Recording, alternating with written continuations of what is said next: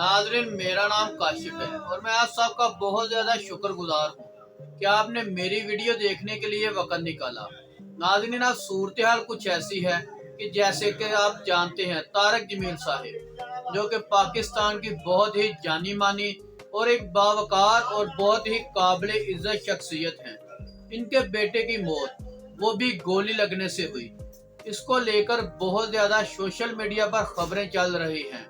मैंने इस पर व्लॉग अभी तक इसलिए नहीं बनाया कि जब तक वजूहात मालूम ना हो तो इस ब्रेकिंग न्यूज़ की दौड़ में नहीं पड़ना चाहिए।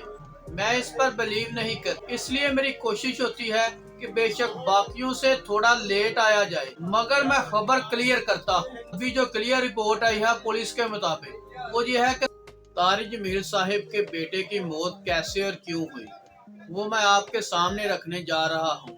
इसको तस्दीक शुदा ही माना जाए। आपने जो थंबनेल में पढ़ा ऐसी ही बात है, यही सूरत हाल है और इनके जो बेटे हैं वो जिस सूरत हाल से गुजर रहे थे, जहां मेरा ख्याल है पूरे माशरे का हर दूसरा या चौथा बंदा इसी सूरत हाल से गुजर रहा है।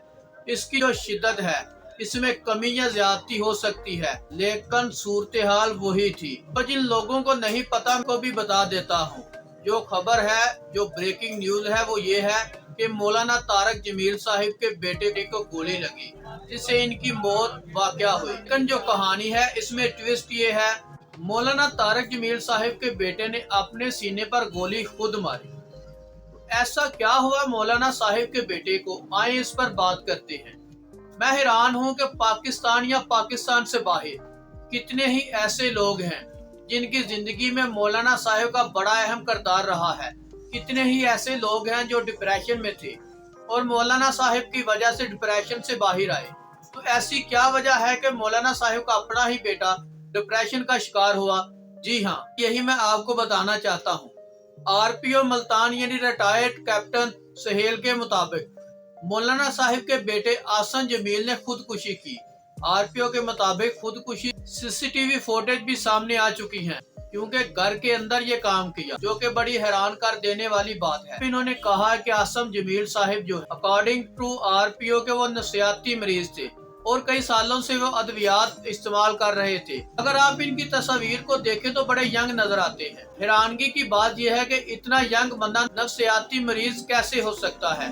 जब मैंने ये रिसर्च की तो पता चला कि सबसे ज्यादा नफसियाती मरीज यंग लोग ही हैं। तो आसम जमील साहिब के साथ ऐसा क्या हुआ? आसम जमील साहिब ने अपने मुलाजिम इमरान से कहा कि मुझे पिस्टल दो, तो आसम जमील साहिब के मुलाजिम ने 30 बोर का पिस्टल ला के उन्हें दिया, जो कि आसम साहिब ने पकड़ते ही अपने सीने पर रख के गोली चला दी। तो ये थी असल कहानी।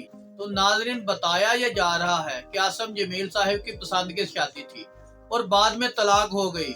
वैसे भी आजकल की पसंद की शादियां कामयाब ही कहाँ हो रही हैं, जिसकी वजह से आसम जमील ने टेंशन ली और डिप्रेशन में चले गए। तो मेरी आप सब लोगों से रिक्वेस्ट है कि आपका कोई भी ऐसा मरीज जो डिप्रेशन का शिकार हो, इसे अकेला ही मत छोड़ें, क्योंकि डिप्रेशन का कोई इलाज नहीं है। डिप्रेशन का बस यही इलाज है कि ऐसे पेशेंट को अकेले ना छोड़ा जाए। उम्मीद करता हूँ कि आपको मेरी आज की वीडियो काफी पसंद आई होगी। इसी तरह की और मालूमाती वीडियो देखने के लिए मेरे यूट्यूब चैनल और टिकटॉक अकाउंट को लाजमी फॉलो और सब्सक्राइब करें, ताकि मेरी हर नई आने वाली वीडियो आप तक बआसानी पहुंच सके। अस्सलाम वालेकुम।